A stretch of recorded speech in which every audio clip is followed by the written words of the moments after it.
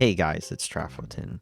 If you've used Linux for an extended period of time, you've no doubt been inundated with the varieties of packages and the vast number of distributions. Despite this, if a program is worth its salt, it's available as a flat pack. But what happens when you encounter something that isn't a flat pack? There's hundreds of ways outside of Flatpak, and many of them include things like Debian's deb packages or Red Hat's RPM packages, and these are restricted to specific Linux distributions. And this is where an important but a relatively new skill for using Linux comes in: making distroboxes. Distrobox is running a specific flavor of Linux with near native performance on your main machine.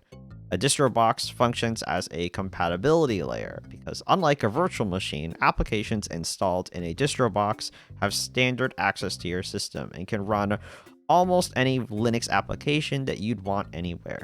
So whether it's a graphical application, a web browser, or build tools for a development project, Distrobox is the most flexible way to run almost any application on Linux from any Linux distribution. One example of this is Signal, which is unofficially supported as a Flatpak, but it's also only endorsed as a Debian or Ubuntu installation. So the first thing you need to do is you need to download Distrobox from your Linux distribution's repositories, which should not be a problem for the vast majority of Linux users. If you would prefer a more forward-facing way to play with Distrobox, you can use programs like DistroShelf or BoxBuddy, which adds some more day-to-day operations visible in a user interface. But if you choose to use something like DistroShelf or BoxBuddy, you're still going to need to use a terminal at some point, and you're still going to need to have Distrobox on your main system. So I would still recommend learning how to do it the command line way. So to start building a Distrobox, you will need to evaluate which Linux system you need. Now there's a big list on Distrobox's GitHub documentation, or in the image dropdown in BoxBuddy or DistroShelf when you create a Distrobox.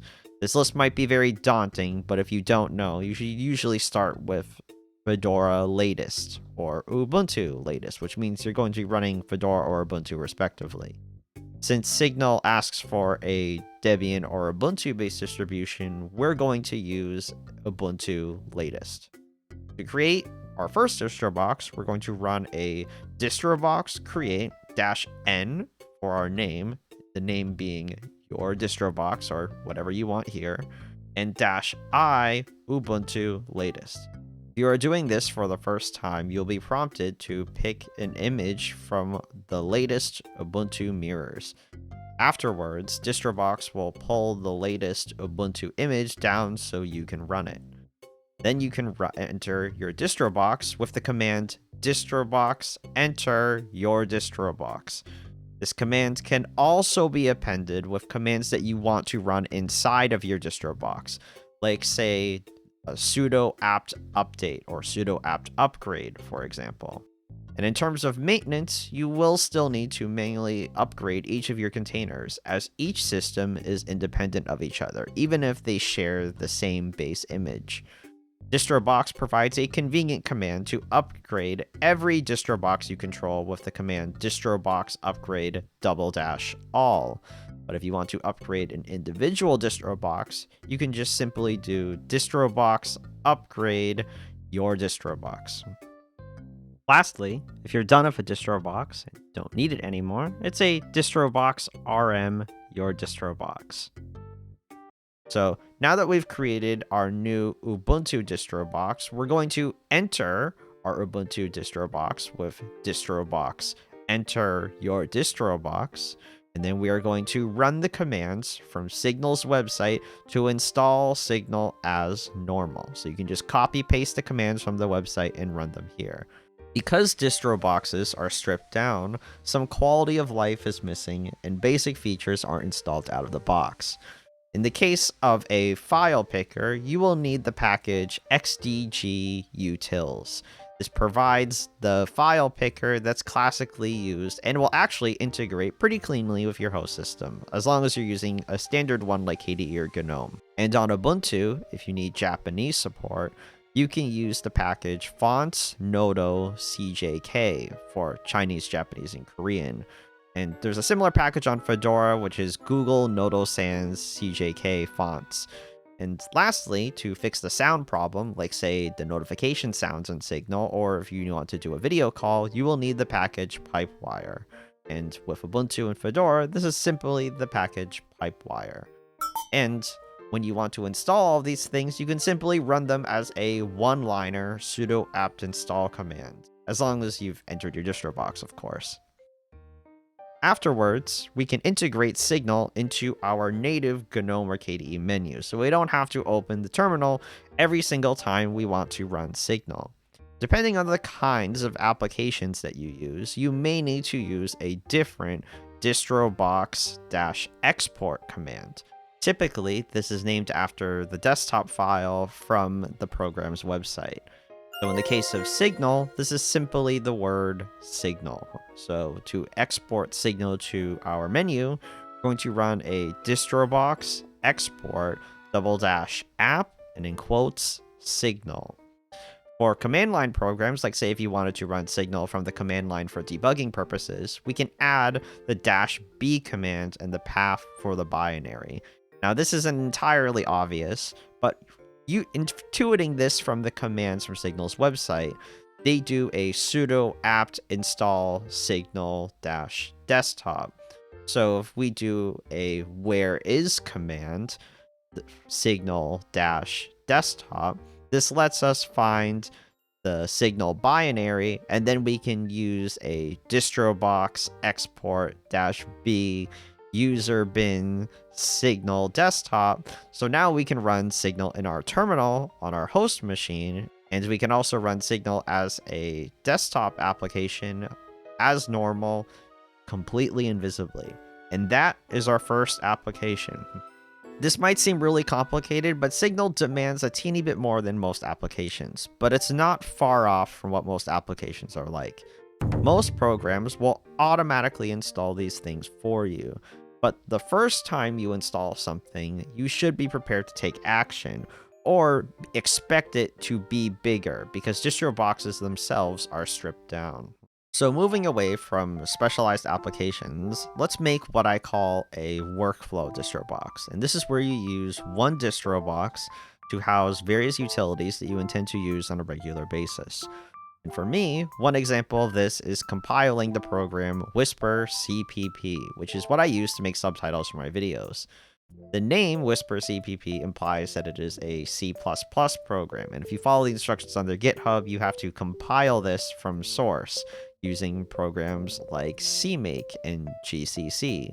In this way, I keep it separate and completely isolated from my main machine. And like Signal, you can take this to the next level by using a distrobox to version software or clump all of your daily programs together.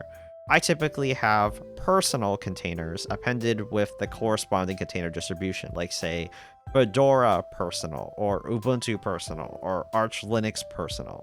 With Brave, you get a few more flexibility, like say with the Flatpak, for example, and same with Vivaldi, but the official installation methods still stand by the native methods, like Debian, Deb packages, or Red Hat RPMs. Likewise, if you want to take advantage of new programs like Proton Authenticator only provides a Debian or Red Hat package, and you have to manually install it. So to install a Deb package or an RPM package, we're going to run distrobox, enter your distrobox, and then we're going to download the corresponding package from the website as if we were on that distribution.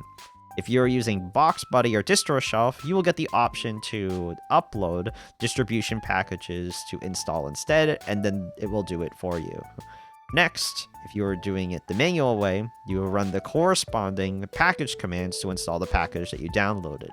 So if I wanted to install Proton Pass, for example, the first thing I would have to do is I would have to run a sudo apt install and then drag and drop inside the Proton Pass binary and then hit enter, and it will install it as normal. The last cool thing about Distrobox is the ability to assemble applications using a custom INI file. This means you can theoretically make any Distrobox container of most Linux desktop applications and replicate it in a file. And the concept of Distrobox assembly files comes from the cloud computing world and things like Docker files. And it's also a new way to share applications of other people. Imagine with me, what sort of crazy world we live in that people share shell scripts that have to account for every single little distribution on the planet. Instead of sharing a shell script that only works on a specific distribution or accounting for weird edge cases in one setup, you can distribute a Distrobox INI file to quickly install new applications using the magic of Docker files, basically. One of the newest use cases for this is the project DaVinciBox, which allows anybody to run the video editor DaVinci Resolve on any Linux distribution. Currently on NVIDIA cards, you will need to change some rendering specific settings. In DaVinci Resolve's top menu, you will have to navigate to DaVinci Resolve User UI Settings, then uncheck the box Stop Playback when a frame and clip cannot be processed. Despite this option's wording, I've had this unchecked for months now, and I have not experienced any issues in rendering videos. In addition to these tweaks, DaVinci Resolve attempts to claim the permissions of specific CUDA libraries, which are installed in DaVinciBox, which breaks their functionality when you stop the container or reboot the system.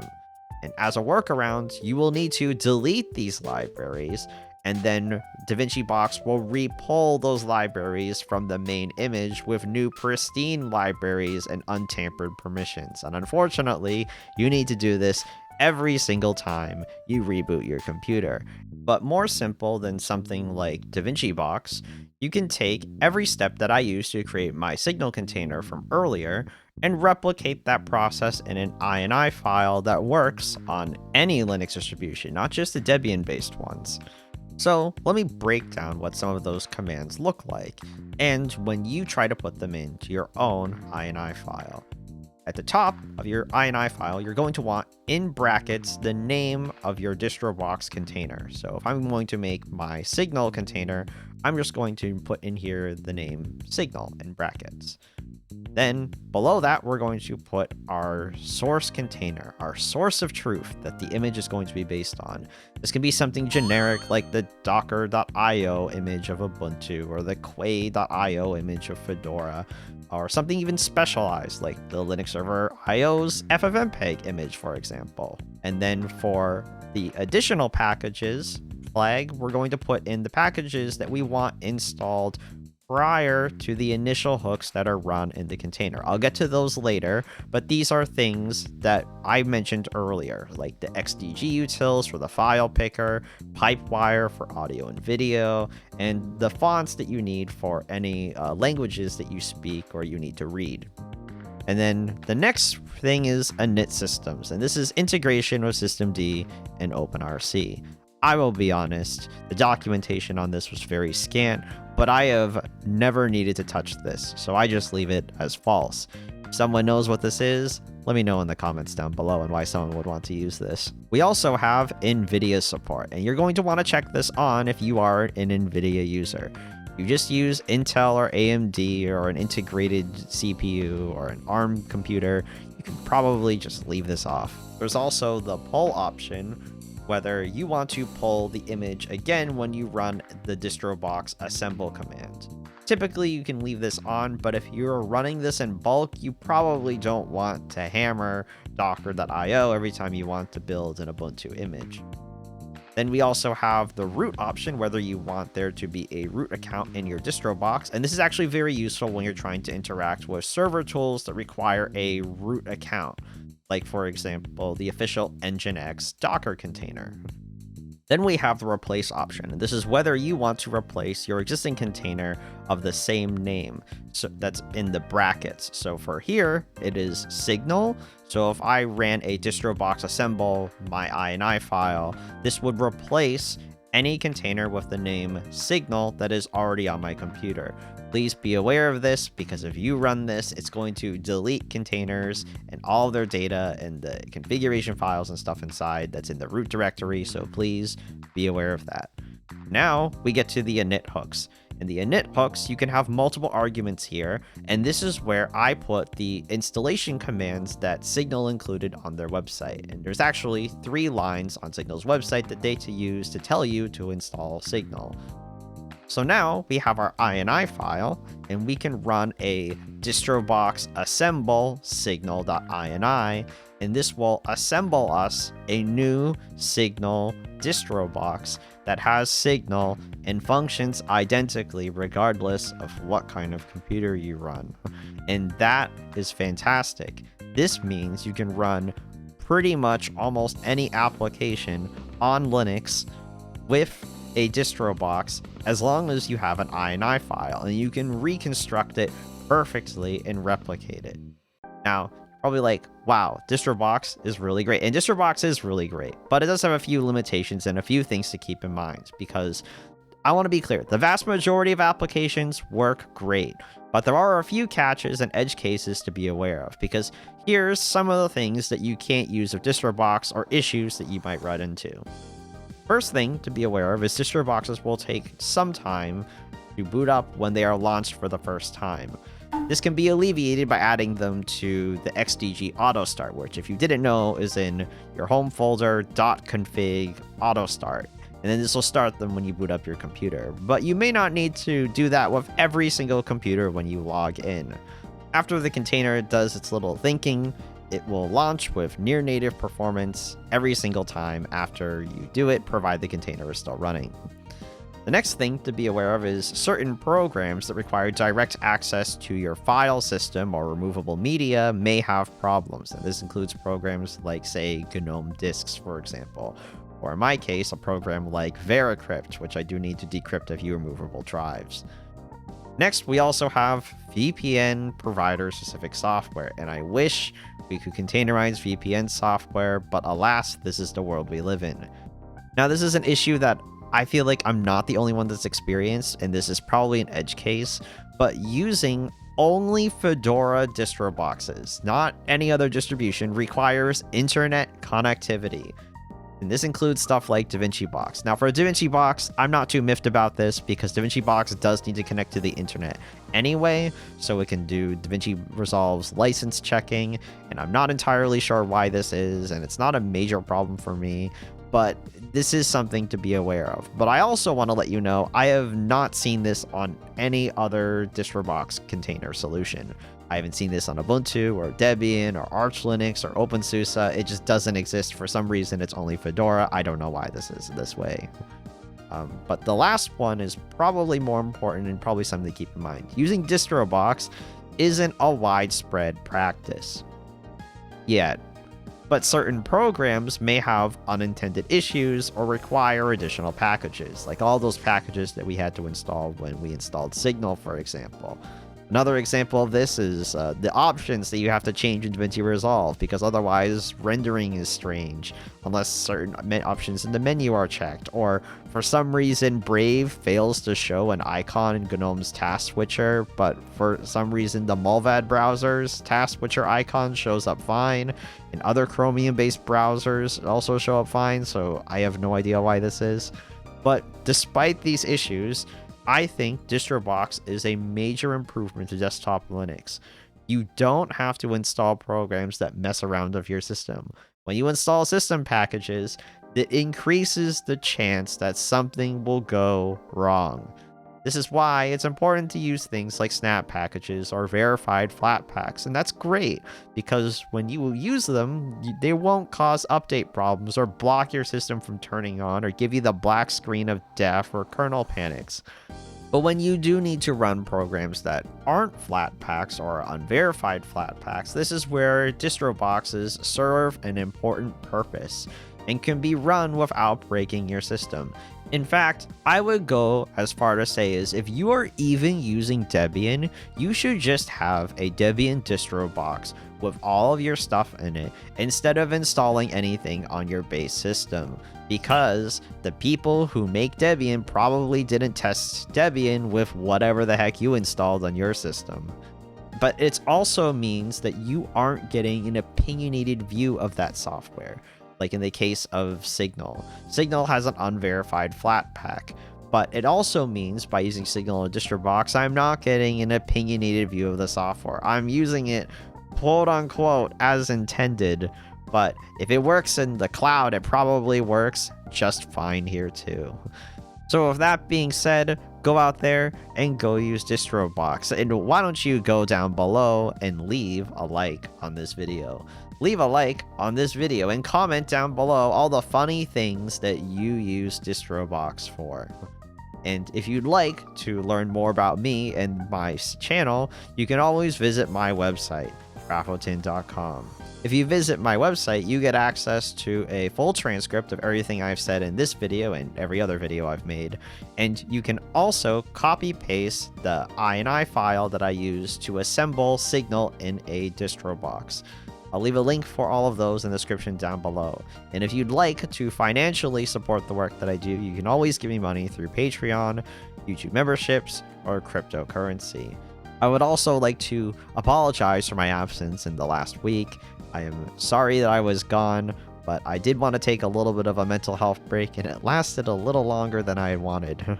But I am well rejuvenated and completely motivated. By motivated, I mean every time I turn on YouTube, I just get angry. Every time I read Linux news, I just get angry. People like to watch things like football and get angry, but me, no. I just open YouTube and get angry. Don't be angry. Don't be like me. Go use Distrobox. Have a great rest of your week.